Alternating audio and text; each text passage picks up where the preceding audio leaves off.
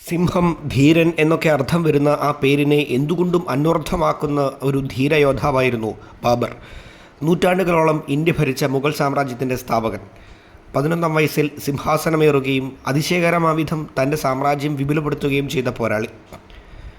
തൻ്റെ കാലാൾപ്പടയുടെ പല മടങ്ങ് വരുന്ന ശത്രു സൈന്യത്തെ തന്ത്രകുതന്ത്രങ്ങൾ കൊണ്ട് തറപറ്റിച്ചിരുന്ന ചരിത്ര നായകൻ.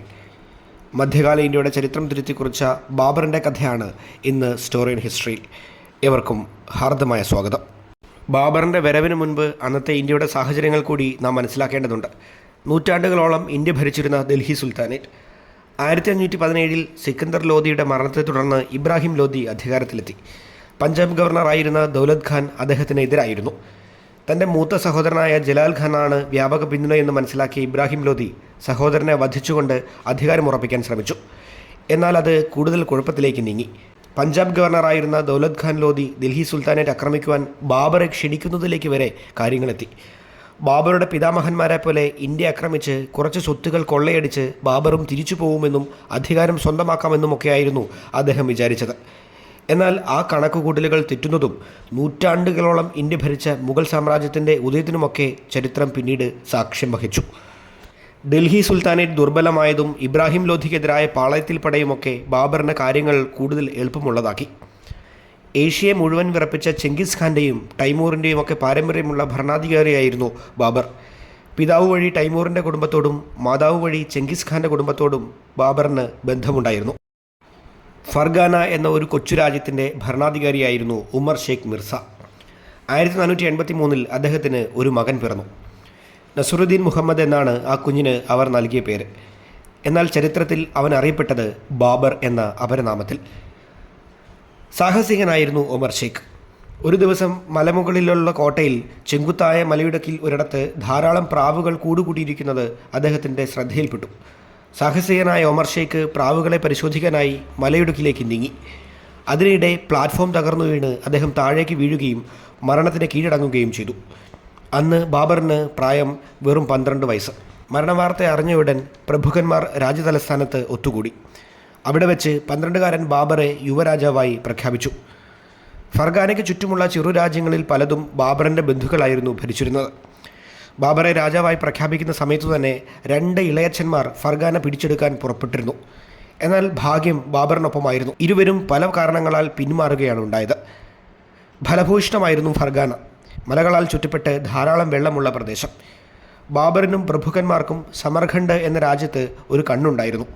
ഒരു സൈനിക പോരാട്ടത്തിലൂടെ ബാബർ സമർഖണ്ഡ് പിടിച്ചടക്കുന്നുണ്ട്. 1497 അത്. അപ്പോൾ ബാബറിൻ്റെ പ്രായം വെറും 14 വയസ്സ്. എന്നാൽ വളരെ വൈകാതെ എല്ലാം ബാബറിന് നഷ്ടപ്പെട്ടു. ഫർഗാനയിൽ നിന്ന് ബാബർ മാറി നിന്ന തക്കത്തിൽ സഹോദരൻ ജഹാംഗീർ രാജ്യം പിടിച്ചെടുത്തു.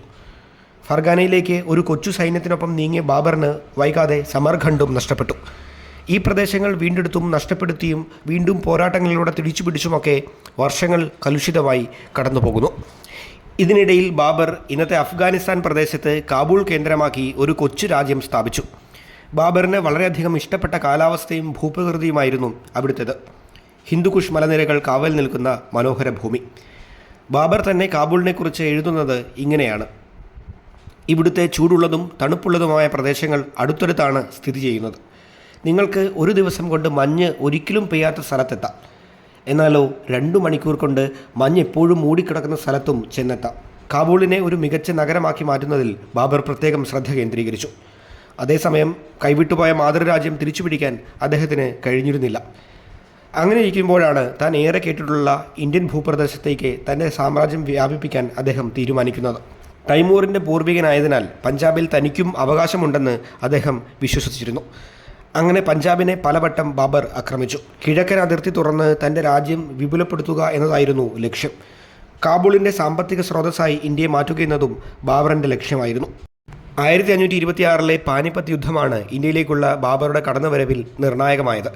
പാനിപ്പത്തിൽ ഡൽഹി സുൽത്താനേറ്റിൻ്റെ നായകൻ ഇബ്രാഹിം ലോധിക്ക് പരാജയം സമ്മതിക്കേണ്ടി വന്നു. ഡൽഹിയും ആഗ്രയും ബാബറിൻ്റെ കൈവശമെത്തി. അതിശക്തരായിരുന്ന രജപുത്രർ അതോടെ കളത്തിലിറങ്ങി. ബാബറിൻ്റെ സൈന്യത്തെ അവർ സധൈര്യം നേരിട്ടു. എന്നാൽ ഖ്വാനയിലെ യുദ്ധത്തിൽ അവിശ്വസനീയമായ വിധം രജപുത്രർ പരാജയപ്പെട്ടു. ഇത് മധ്യകാല ഇന്ത്യയുടെ ചരിത്രത്തെ മാറ്റിമറിച്ച ഒരു സംഭവമായി മാറി. ഉത്തരേന്ത്യയിലെ ചോദ്യം ചെയ്യപ്പെടാത്ത അധികാര കേന്ദ്രമായി വളരെ വേഗം ബാബർ വളർന്നു. ഗോഗ്രയിൽ വെച്ചുണ്ടായ യുദ്ധത്തിൽ അഫ്ഗാൻ സംഘത്തെയും ബാബറുടെ സൈന്യം തറപറ്റിച്ചു. വൈകാതെ ബംഗാളും ബീഹാറും ബാബറിന് കീഴിലായി.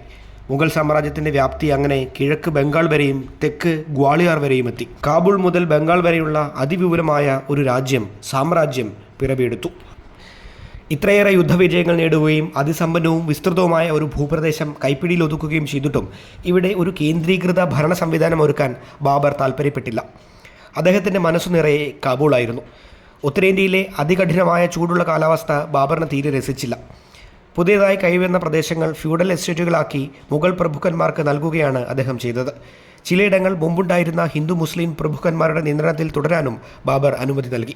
മുഗൾ സാമ്രാജ്യത്തെ കിട്ടുറപ്പുള്ള ഒരു കേന്ദ്രീകൃത ഭരണ സംവിധാനമാക്കി മാറ്റിയത് അക്ബറാണെന്നും അതിനാൽ അക്ബറാണ് മുഗൾ സാമ്രാജ്യത്തിൻ്റെ സ്ഥാപകനെന്നുമൊക്കെയുള്ള അഭിപ്രായങ്ങൾ ചില ചരിത്രകാരന്മാർ പറയാറുണ്ട്. എന്നാൽ കാബൂളിൽ നിന്നെത്തി ഇന്ത്യയുടെ വലിയൊരു ഭൂപ്രദേശം കീഴടക്കി മുഗൾ സാമ്രാജ്യത്തിന് തറക്കല്ലിട്ടത് ബാബറാണെന്നതിൽ സംശയമില്ല. തമ്മിൽ തല്ലിക്കഴിഞ്ഞിരുന്ന ഇന്ത്യയിലെ നാട്ടുരാജാക്കന്മാരെ തന്ത്രങ്ങൾ കൊണ്ടും യുദ്ധഭൂമിയിലെ ചടുല നീക്കങ്ങൾ കൊണ്ടും ബാബർ തറപറ്റിച്ചു.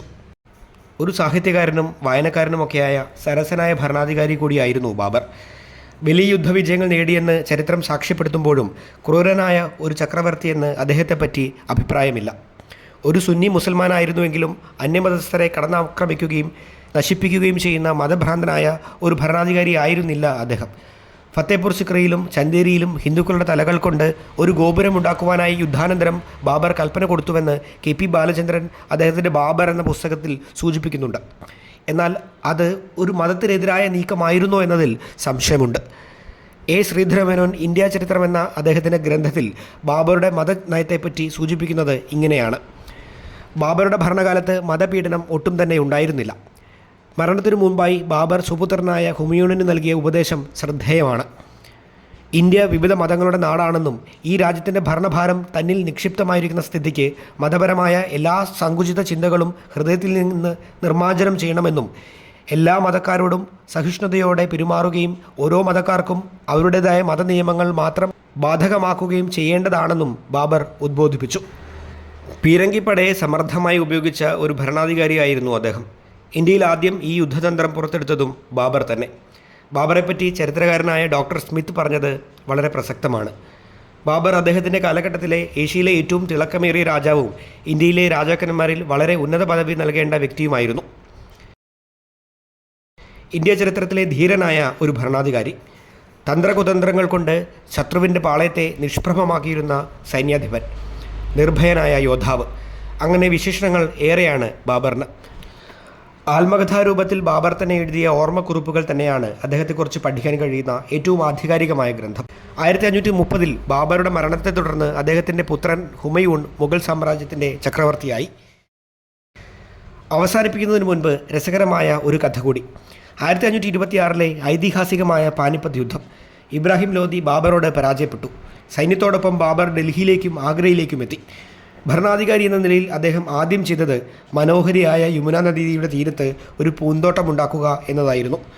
പുസ്തകങ്ങളെയും പൂന്തോട്ടങ്ങളെയും സ്നേഹിച്ച മുഗൾ സാമ്രാജ്യത്തിൻ്റെ ധീരചക്രവർത്തിയുടെ കഥ ഇവിടെ അവസാനിപ്പിക്കാം.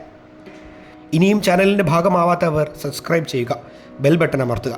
അടുത്തത് ഹുമയൂൺ.